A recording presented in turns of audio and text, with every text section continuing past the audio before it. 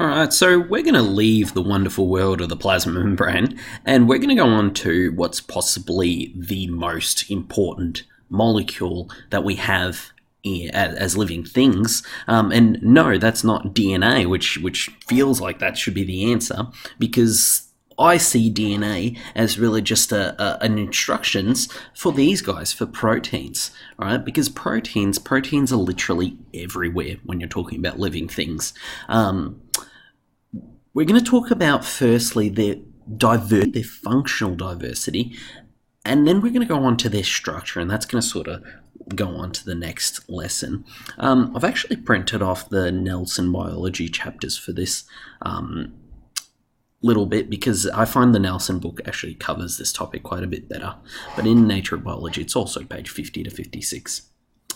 Have a go at pausing the video here and doing the 3 quick questions. Alright, so now that you've done the 3 quick questions, the first question's asked, in animal cells, tight junctions are multi-protein complexes that mediate cell-to-cell adhesion. Alright, so that means that cells to cells, they're actually sticking together, and they regulate transport through the extracellular matrix. Proteins that form these complexes are made inside the cell. So they're talking about one pathway for the production of protein for this junction is, so we're going to talk, if we're going to talk about protein production, we're going to start in the nucleus, all right, and that's why they all start in the nucleus. But hopefully you know that from the nucleus, the mRNA, or at least we're going to talk about that, goes into the ribosome, and that's where we get the protein production. And then from the ribosome, you should know that we're going to go from the ribosome to the endoplasmic reticulum. All right, the endoplasmic reticulum is then going to go, that protein is going to go into a vesicle, which will go to the Golgi, and actually from the Golgi we could even add to the cell, and so as you see, the answer has to be B. Okay. So what's the difference between a ribosome found in the endoplasmic reticulum and a ribosome found loose in the cytoplasm? The answer to this is that the protein produced will be for inside the cell, if it's loose, if loose, so that's for loose ribosome, right? And on the endoplasmic reticulum, so forming that rough endoplasmic reticulum, the protein will be for outside the cell.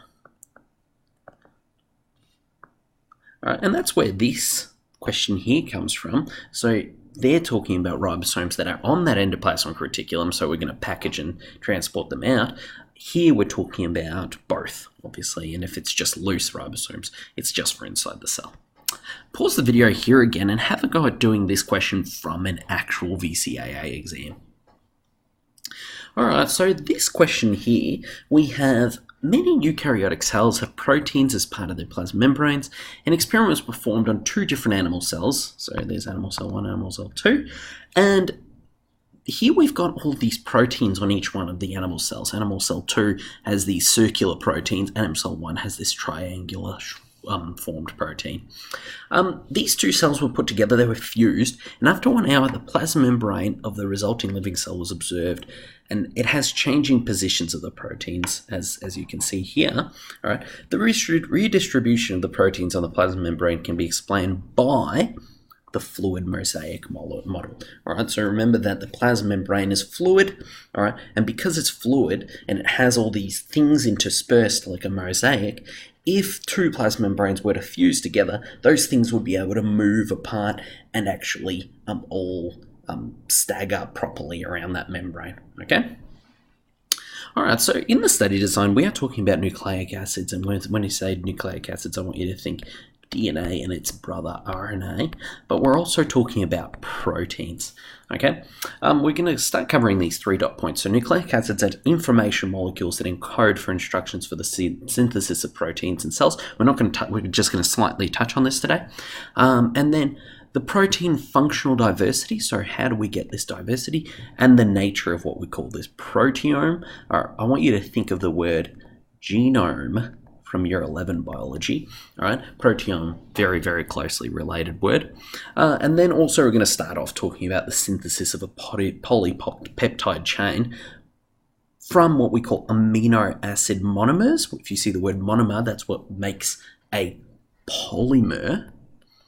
So it's pretty much the subunit of things by what we call a condensation polymerization, which is a little bit of chemistry that we have to go into. So where do we find proteins? I think we find proteins someplace in the body. We might find them for motility or the movement of things such as actin and myosin, which is how you get muscle movement. You get structural proteins, keratin, so your hair. Enzymes are probably the coolest group of proteins. So here we've got DNA polymerase, which is an enzyme which allows DNA to be formed.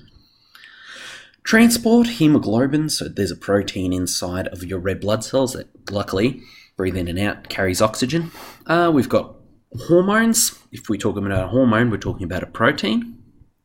And we've got things like antibodies which fight infection. So as you can see here, proteins are everywhere and they are extremely important. So where is the information for all of these proteins stored? In our DNA. So all of the proteins which our body produce are encoded by the genetic information stored in a specific DNA sequence, all right? So we'd have those A, T, G's, and C's in a specific sequence in a DNA. That's read through the process that we call transcription into what we call mRNA, all right? Transcription, the mRNA is then translated into what we call a protein, a specific protein, okay? So we're getting from here to here, that's a rewriting, okay? So the A, T, G's, and C's on there, we're going to have the same code, just the only difference going to be the T's is going to be a U, all right? Uracil, okay? And then when we're going to go from here to here, the difference is going to be instead of having this nucleotide-based sequence here, that sequence gets translated into what we call an amino acid sequence. Okay? How I like to think of this is that here we're pretty much taking this DNA book and we're rewriting it. So if we started off with English here, on the mRNA, we technically still have English. It might be that this was originally in British English and then this was in American English, but it's still the same language. But when we go from mRNA to a protein, okay, we've now changed the language. We now might be talking about Portuguese. All right, completely different language. Cool? All right, so what's this proteome? All of the proteins produced by a single cell is termed their proteome, okay? There's about 100,000 different proteins inside the human proteome, so all of the proteins of your body, all right? And this is coded for by about 20,300 genes. And it's really interesting because we often say that a gene codes for a protein. It's actually not too true when we get to this level of biology. A gene, yes, it does code for protein, but it can actually code for many proteins. And we'll talk about this little predicament later on. But the incredible variation in protein function is actually directly influenced by the structure of a protein. So if a protein has a specific shape, that's going to be deciding its function, okay? What decides the structure of a protein is the sequence of amino acids that that protein is made up of. And what decides the sequence of those amino acids is the genetic code on your DNA. Okay? So here we've got the complexity of protein. We've got, that shouldn't actually say 1 million, I think that's an old picture, but we've got 100,000 proteins in our body, all right? But that 100,000 protein is coded by less transcription strands, which are mRNA strands, and that's even coded by even less bits of your genome. So you've got about 20,000 genes that code for that, okay? But all proteins actually start off as these things that we call amino acids, which we shorten into AAs. Okay? Small molecules of amino acids all have this very same basic structure. We've got a central carbon, all right, and that central carbon is bound to a little hydrogen molecule, all right, and then we've got what we call the amino group on one side, which is a nitrogen bound to two little carbons like this. All right, and then on the other side we've got what we call the carboxyl group, which is a carbon bound to an oxygen, and it's also bound to an hydroxyl, what we call an OH group. Okay, that up to there is the same for every single amino acid. What changes between the 20 different types of amino acids is the R side chain, or the radical. Okay, and that's what you really have to know. I highly recommend getting to know this basic structure of amino acids, okay, because it becomes extremely important later on. Okay, let's have a look at these R side chain groups. All right, so the properties of these R groups actually dictates how the protein is going to fold. Okay, which doesn't sound very important, but that folding decides its final structure. So for example, if we have a polar R group, these are going to face outwards towards water. They're going to be hydrophilic. We're going to have a play around with proteins later on. We're going to see this. Non-polar R groups, on the other hand, they're hydrophobic. They're going to be facing inwards, away from the water.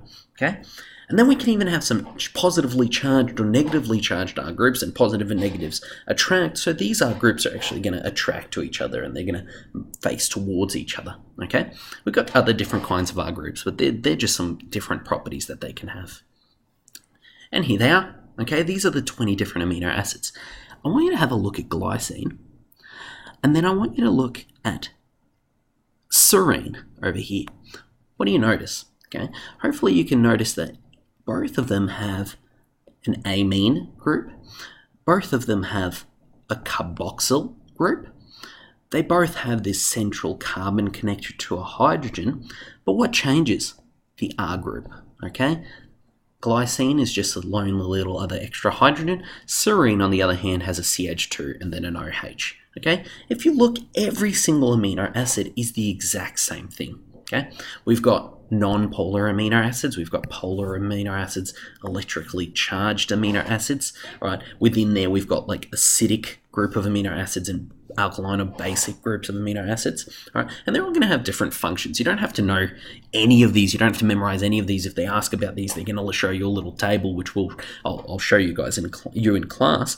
But that's the difference between all the amino acids. That's what's really important. So how do we actually form polypeptide chains? The amino group of one amino acid actually loses a hydrogen proton, and the carboxyl group from another amino acid loses this OH, forming water. All right, so let's check this out. So we've got COOH,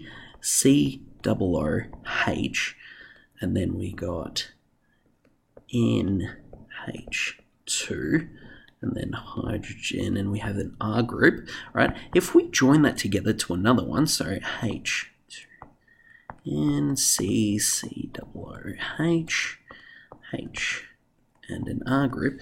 If these two actually come together, what happens is one of these hydrogens that are in here and this OH come together and form water. What we're left with then is CH,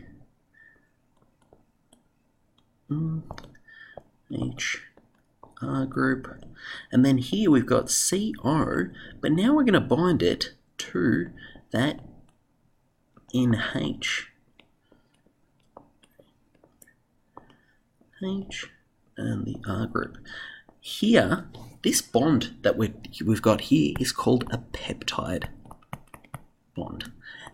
And we have this bond forming through what we call a condensation polymerization. Let's break down this word really quick. Condensation, because we're getting the formation of water, all right? Polymerization, because we're forming a polypeptide strand, which is a type of polymer. It's just a more complex molecule, okay? That's what the forming of a polypeptide chain comes from, and how we initially form a protein.